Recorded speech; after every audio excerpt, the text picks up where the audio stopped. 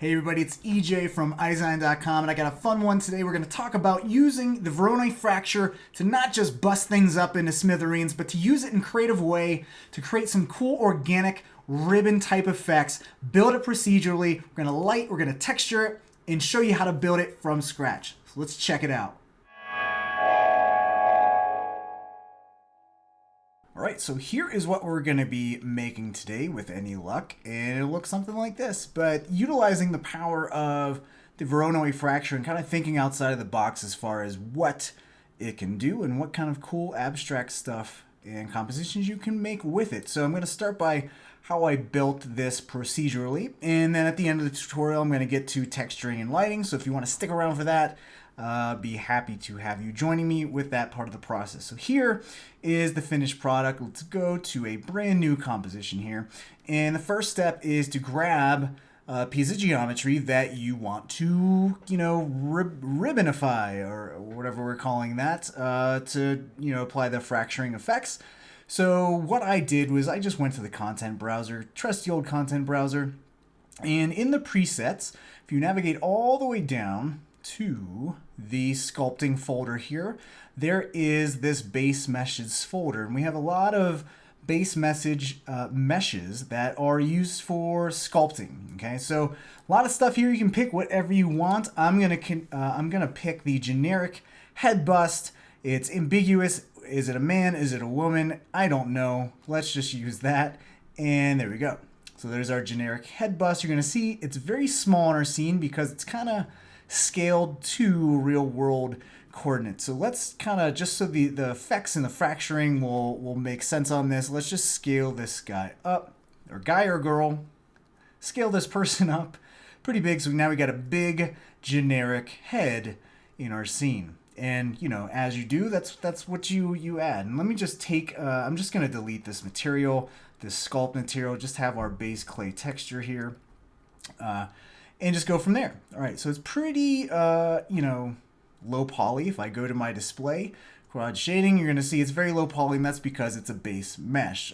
So what we can do is, before we even go any further, we can go and just place this in a cloth surface, just kind of smooth that out for now. Okay, so we just have our cloth surface, and it's just subdividing it once. So this is a nice procedural way to subdivide an object. So we have more geometry to play with here.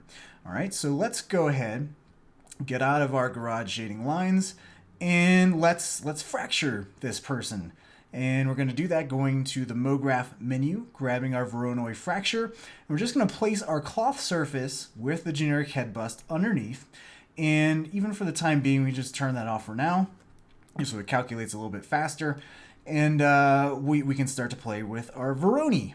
And what we'll do is kind of check out what's going on. So we have this fractured Voronoi cell pattern that is there by default because in our sources tab, we have that kind of point generator going on. So every place there's a point, there's that little cell pattern. What we're going to do is we want to be a little bit more creative with this and not use the default point generator. So what I'm going to do is just select this source and delete it. Okay. And what we're going to do is just create our own new source to kind of divvy up and fracture our object. So we don't want that cell pattern. So what I'm going to do is grab my, just grab a matrix object. And what this allows you to do, if you drag and drop this matrix object in the sources tab, you can see that, whoops, accidentally moved my Voronoi. If I move this fracture or this matrix object up, you can see wherever a little matrix is or matrices is, there will be a nice little fracture. And using a matrix object like this allows for nice kind of cubic fracturing here, which is pretty cool. So what we can do is change this mode from grid array to something like linear. And if I just move this to the right, you can see we have three matrices here. And if I move this all the way to the bottom of our model, and if I just go ahead and just bring up the Y here, you can see we have three cuts to coincide with our three matrices here. But what I want to do is kind of up the count, slice this up a whole bunch, and what I want to do is just up the count. But what this is going to do is just keep adding counts, keep adding matrices that are 212 centimeters apart from each other in the Y. And what I want to do is not have each of these matrices build per step. I want to change this to endpoint. So what this allows me to do is if I put in that original 212, I believe, what this allows me to do is basically control where the start and end of those matrices start and end, and then just fill in the gaps there, something like that. So now you can see we have a whole bunch of slices going on there, which is nice. I think what I want to do is maybe even make our bust a little bit bigger, something like that, and just bring up the matrices here. So we have a lot more ribbon, or a lot more slices going on. This is all well and good. All right. So what I want to do now is make this a little bit more interesting, and I'm just going to rotate my fracturing. So it's a little bit more diagonal, and you can see we got these really cool kind of waves that are following the contour of our object. It looks a lot more interesting than just straight up vertical slicing, okay? So what I can do now is go into the Voronoi Fracture, go into the Object tab, and what I want to do is offset these fragments. And what this is going to allow me to do, if I just put in a value of 1, it's almost like creating a topographical map kind of thing, which is really cool in itself. But we have these nice little gaps in between all of our slices, which is really, really awesome. And you can see that they're filled in. They're solid slices here. But one thing that's cool, and one thing we can do to make this and turn this into a hollow object and make this look a lot more like ribbons, is going into this hull only option and checking that on. What that's going to do is just allow us to see the hull or the outside of that fractured shape. So all these slices we can now see through, and see through our object, so this looks a lot more ribbony, which is really cool. So this is kind of cool by itself, but let's kind of push this effect a little bit more. And the first thing I want to do is just double click on this top circle here to hide it from view, so we no longer see our little matrices kind of showing up there and being distracting. And what I want to do is add a little bit more, because I'm loving these little waves, but there's not enough. And to get more of those kind of wavy undulations, I'm going to add a displace deformer to kind of add some of that organic displacement there. So I'm just going to grab my displacer in the deform menu, drag and drop this as a child of the generic head bust object, and what I need to do to have this work is load up a shader in my shader field in the shading tab of my displacer. So what I'm going to do is I'm just going to grab a noise to start out with, and you're going to see this nice undulation. If I go into my displacer's object tab, I can go ahead and up the strength of this, and you're going to see a whole lot of distortment going on in, or displacement, I guess. Distortment, that's not a word. But you kind of see what's going on. We're getting all these nice little ripples and stuff like that.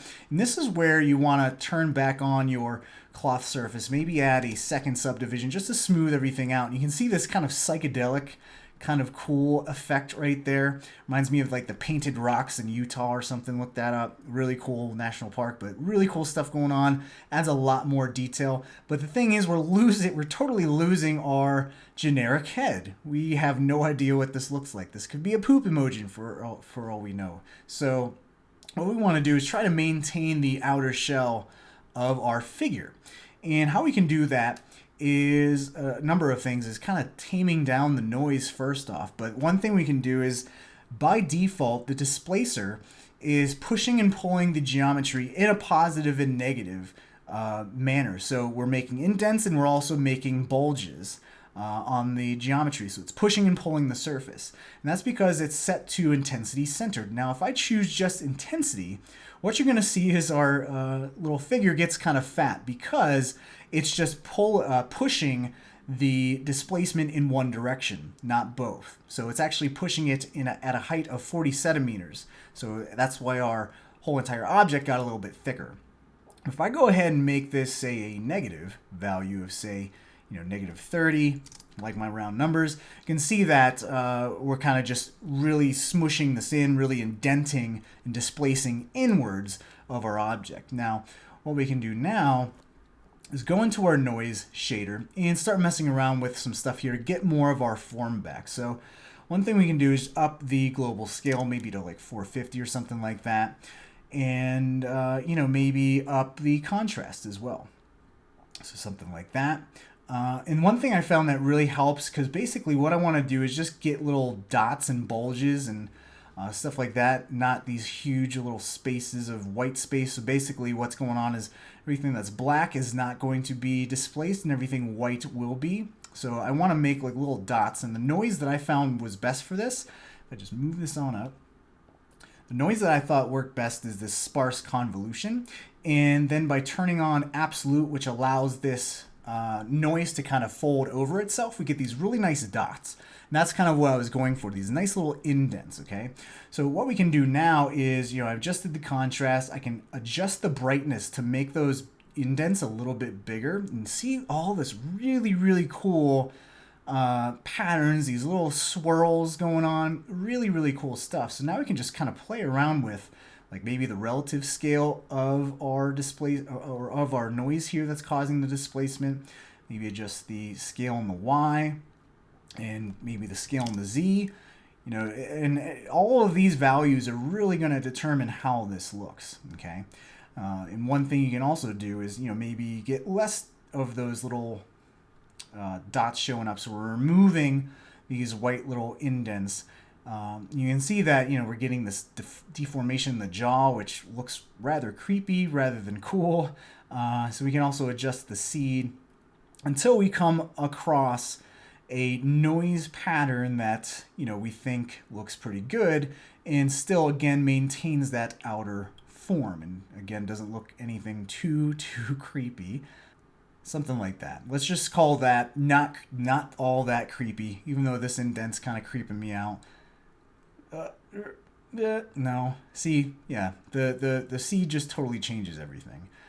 So pushing and pulling, kind of do it at your own peril. So I think this is a little bit more normal, not so creepy. Digging it. Maybe add a little bit more. There we go. So we got all this really cool distortion stuff happening there. I could tweak this forever. I'm going to spare you that. But let's move on. At least you know that, you know, you can play around with the noise, and, you know, that does a lot as far as how this looks, and as well as, you know, how much you indent, how much this distortion height is in the displacer. Let's do 35 again.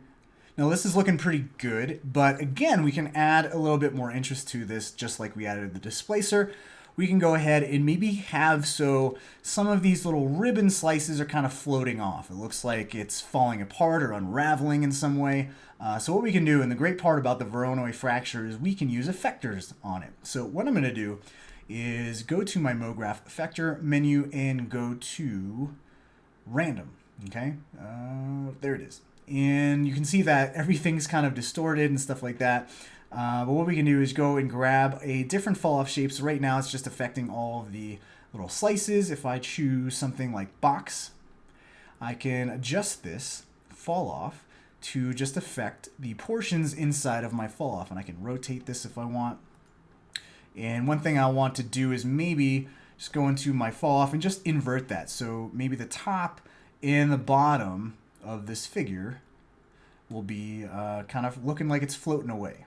Okay, so one thing we can do is just maybe just make this a little bit more of a subtle effect, going to the parameters tab of the random effector and just making these values maybe, you know, 10. Okay, and then maybe adjusting some of the random scale here, scaling some of these up, and then maybe just adding some rotation here, something like that.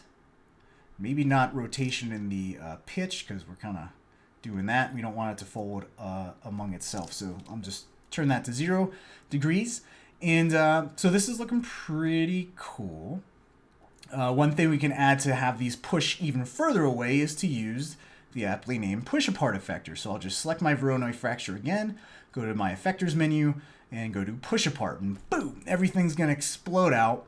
It's because our radius is rather high at 100 centimeters.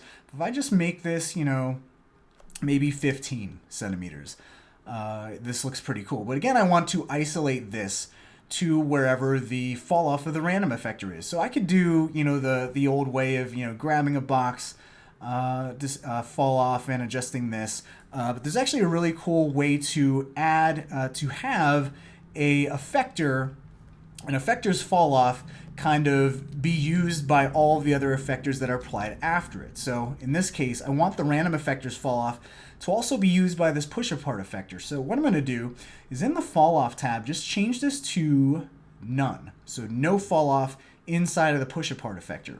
And then what I'm going to do now is go into the random effector, and if I choose this weight transform and crank this up all the way to 100, you can see what happened.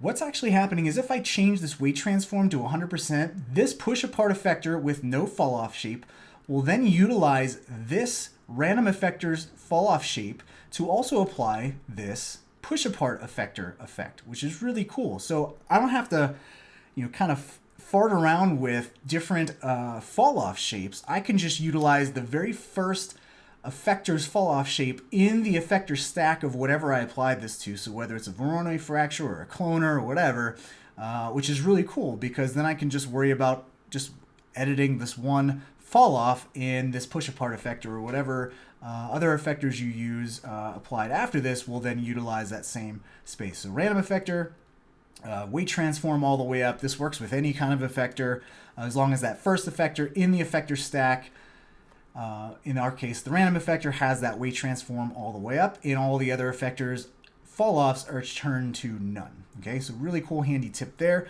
Let's just go ahead and just turn off the fall-off from our viewport, that little box, so it's a little bit less distracting, and cool. So now we're at the part where we can start texturing this because I'm really digging this effect. One thing we can do is, you know, if we wanted to animate this, we can always go in and, you know, add a different type of random mode like turbulence that's actually animated. And if I hit play, you can see this kind of animating like that. Make this super slow, undulating. Another way we can animate this is just by going into the displacer, going to the shading tab, and just adding, you know, a very low value here, like maybe 0.2. So now not only does the displacer noise animate, but also the random effector. So we have some really nice undulation effects going on. Maybe this push apart effector is really a little bit too nutty there. There you go, something like that. So again, this is the nice part about you know, having your fall off connected, you know, and having this all being procedural. Is now I'm adjusting the matrix object and kind of controlling the slices. So just really cool setup. Everything's procedural, which is I'm OCD about. I love having everything non-destructive, so I can always edit whenever I feel like doing that. So let's just turn off the matrix object and the random effector from showing up, the random effector fall off showing up in our viewport, and let's start texturing. So right now we have just some colorized fragments, which if I go ahead and render, that's what the color is going to be of all of our ribbons. So let's change that and actually turn off the colorized fragments there. And let's just double click, and I'm just going to create just a white material here and go to reflectance, just remove the specular, add a Beckman reflection, go to Fresnel, grab a dielectric, and just grab like a PET, which is like plastic. Okay, and just use that for a fall off. And let's go ahead and apply this to our Voronoi. See, we got this really nice shine to it. Let's go ahead and add a nice background cyc. One way I like to create background cycs is to just grab a cube object, and let me just undo that and just scale this up, hitting the T key, scale this up. So now we have a big old box that our little head person is in there. And I'll just make this fillet that and just round that out, okay? And then just make that editable by hitting C, going to polygon mode, hitting O to get my rectangular selection tool, dragging and selecting all of those front polygons and just hitting delete, okay? And now I basically have like a background room, rounded room, and I can just reposition this, something like that. So I got this big old room. If I zoom in here, got a nice little background there. So let's go ahead and add a let's just rename this first, background psych. And I'll just go ahead and just create like a dark purple material. And for this, I don't need any reflectance at all, so I'll just grab, maybe a purple like that, okay? Just something very basic. Apply that to the background psych. And now let's get our lighting on. Let's just make this a little bit smaller. Let's add some lights. So what we can do is, what I like to do is grab the PBR lights. And if you have the new version of Cinema 4D, R19, they have this PBR lights, which basically is their version of a very physically accurate, physically based light. And basically the difference between this light and a normal area light, because these are both area lights, is that the PBR lights have all of the physically based settings already selected. So you'll see that the type is an area light, the shadow is an area shadow, and the details, the fall off is already set to the inverse square physically accurate. And you can see that that basically does all of the work for you, okay? So I like to use that. Again, if you don't have PBR lights, you can make one from scratch by just grabbing a area light, choosing area shadows, going into the details, choosing fall off, going inverse square, physically accurate. And then another thing is this show and reflection and show and render, which is applied here, as you can see. So show and render, show is solid. So this little area shape shows up in the reflection. Okay, so very, very easy to recreate if you don't have that option. So what I'm going to do is just create some nice rim lights here and maybe make the little area shape a little bit bigger. And let's just get a nice little highlight, maybe a purplish highlight, something like that. It looks pretty cool. And you're going to notice this is affecting the backdrop here, and I don't want to do that. Let's just make this left rim. So what I can do is go into the project tab and just exclude this light from lighting up our background site. Okay, so now it's only lighting our model. If I click the render button, you're going to see, cool, this looks nice. We got these nice little purple hits, but we have this area shape showing up in our render. So to turn that off, I'm going to go into details and just turn off show as solid in viewport. You're going to see it's showing in render, so I also need to uncheck show in render, and now this will only show up in our reflection, which is exactly what we want, this nice little fall off box shape to show up. All right, so let's go ahead and duplicate this, command click and drag, and I'll just rotate this. In the area light, you can tell which way it's positioning by which direction its Z axis, Z blue arrow is pointing. So you can see what's going on there. And let's change this. Let's rename this right rim. Always good to rename your lights so you know what the heck everything does. Maybe make this like a orangey yellow kind of deal, maybe something like that. And maybe just bring the intensity down. And actually, for both these rim lights, I'm going to not have them contribute any shadows. Okay, I'll just have a main, key light that'll do that. And cool. So that's what that's looking like right now. One thing that's kind of weird is our nose is not looking too good. So what I can do is, let me just, at this angle, the nose doesn't look good. So what I can do is just rotate everything, something like that, just so I can see the nose a little bit better. There we go. And again, this is going to change how everything else looks because I'm just rotating the Voronoi Fracture, but the matrix and the random fall off are both stationary. So just be careful with that. But cool, I'm just kind of being nitpicky at this point. But all right, so let's go ahead and grab a, let's just duplicate this light, command click and drag. Let's make this the key light. And let's make this kind of be the main light in the front, maybe up. And what I want to do is I like to place my lights and use the viewport to kind of see how the shadows or the darker areas are kind of picking up some of the details of my object here, which is nice. And let's go to this key light, turn on the shadows for this. And for this, we actually do want this to illuminate that background site. You can see that happening right there. And maybe bring the intensity down, make this like a blue. Something like that. That looks pretty cool. All right, and we're building our lights. We're painting with lights here. Let's maybe crank this up a little bit, move this back.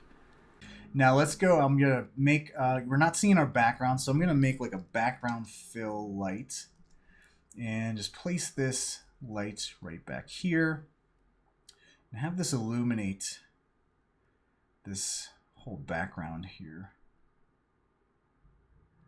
Something like that. And let's just crank up the intensity here. Turn off shadows. Again, I don't want this light to cast any shadows. I just want this to illuminate the background so we see it. And let's see what that looks like. Looking good.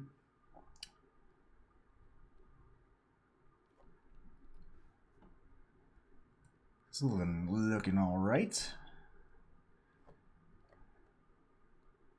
Cool. And then one thing I like to do with this effect is maybe to have a light inside kind of illuminating everything. So for that, let's just go, I'm just going to create an Omni light, okay, and just have this kind of inside the head, like where the brain area is. This guy, this person's got a bright idea, so the inside of his head's going to be bright. So let's just rename this Volumetric and go into the General tab and just go to Visible Light and turn on Volumetric, okay? And then what we can do is now adjust the radius here. Let's go to the details and turn on Inverse Square, so we're actually adding some fall off to our light. There we go. We just want this to be inside of the head. And for the visibility of the actual visible light, I'm just going to crank up the width percentage or the scale in the Y. Maybe just rotate this.